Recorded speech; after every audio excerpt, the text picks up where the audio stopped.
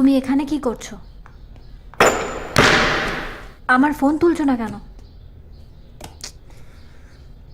খুশি, আমার এখন তোমার সাথে কথা বলতে ইচ্ছা করছে না।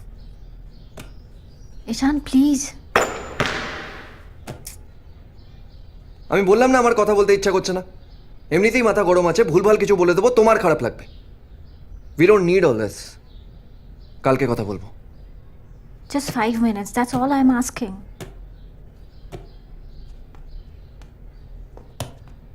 এটার সাথে কথা বলো।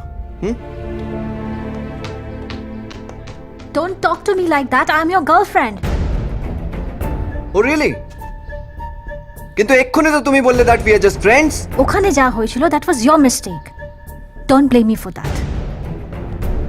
হোয়াট? Yes. আমি তখনই তোমাকে মানা করেছিলাম, but you picked up a fight with Suresh আর ম্যাটারটা প্রিন্সিপাল অবধি পৌঁছে গেল।